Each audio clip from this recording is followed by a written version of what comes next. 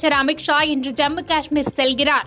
இம்மாத இறுதியில் அமர்நாத் தொடங்குவதையொட்டி பாதுகாப்பு ஏற்பாடுகள் குறித்து ஆலோசனை. டெல்லியில் கடும் குடிநீர் பஞ்சம் நிலவுவதால் டேங்கர் லாரிகள் மூலம் குடிநீர் விநியோகம். காலி குடங்களுடன் டேங்கர் லாரியில் ஏறிய பொதுமக்களிடையே கடும் தள்ளுமுள்ளு.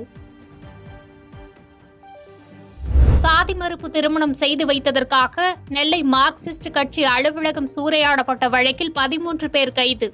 கைதானவர்களில் பெண்கள் 7 பேர் ஜாமீனில் விடுவிப்பு. சமூக நீதியை வென்றெடுப்பதற்கான போர் இந்த விக்கிரவாண்டி தொகுதி இடைத்தேர்தல் என்று பாமக நிறுவனர் ராமதாஸ் கருத்து. தமிழகத்தில் சாதிவாரி கணக்கெடுப்பு நடத்த 3 முறை வாய்ப்பு கிடைத்தும் அதை சீர்குலைத்தது திமுக என குற்றச்சாட்டு. புதுச்சேரியில் வீட்டு உபயோகத்திற்கான மின்கட்டண உயர்வு அமலுக்கு வந்தது.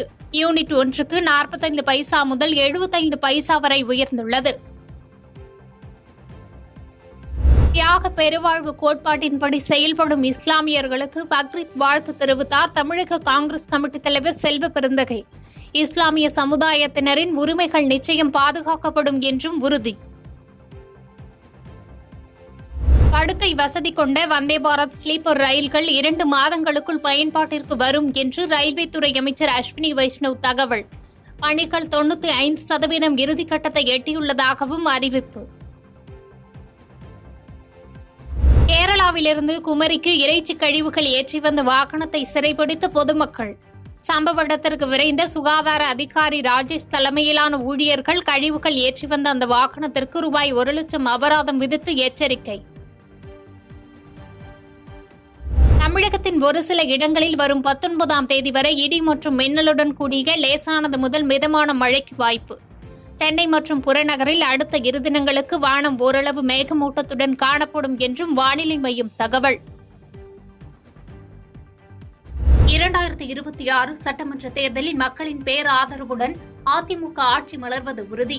தேர்தலை கண்டு பயப்படுகின்ற இயக்கம் அதிமுக இல்லை என்பதை அனைவரும் நன்கு அறிவர் என்று எடப்பாடி பழனிசாமி கருத்து. ஜூலை 10ஆம் தேதி நடைபெறவுள்ள விக்கிரவாண்டி இடைத்தேர்தலை புறக்கணிப்பதாக அதிமுக அறிவிப்பு.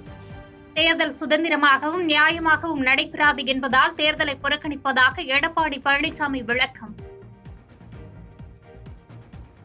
பாஜக கூட்டணியில் உள்ள பாமகவை வெற்றி பெற வைக்கவே அதிமுக தேர்தலை புறக்கணித்துள்ளதாக முன்னாள் மத்திய அமைச்சர் ப. சிதம்பரம் பரபரப்பு கருத்து. பாஜக மற்றும் அதிமுக இரண்டும் பாமக என்கிற பினாமி மூலம் போரிடுவதாக எக்ஸ் தளத்தில் பதிவு. விக்கிரவாண்டி இடைத்தேர்தலில் மைக் சின்னத்தில் போட்டியிட நாம் தமிழர் கட்சியின் தலைமை ஒருங்கிணைப்பாளர் சீமான் அறிவிப்பு. நாம் தமிழர் கட்சி எப்போதும் போன்று தனித்து போட்டியிடும் என்றும் தகவல். கங்கா தசரா பண்டிகையையொட்டி அயோத்தி சரையு நதிக்கரையில் புனித நீராடிய பக்தர்கள். விடுமுறை நாள் என்பதால் அயோத்தி ராமர் கோயிலிலும் அலைமோதிய பக்தர்கள் கூட்டம். நொய்டாவில் ஆன்லைன் மூலம் ஐஸ்கிரீம் ஆர்டர் செய்த பெண்ணுக்கு அதிர்ச்சி. ஐஸ்கிரீமில் பூரான் இருந்ததாக படம் எடுத்து சமூக ஊடகத்தில் பகிர்வு.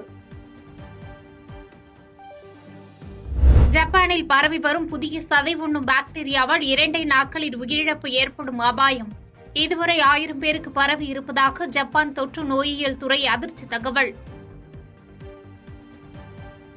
பாதகம் செய்பவரை கண்டால் நாம் பயங்கொள்ளலாகாது பாப்பா.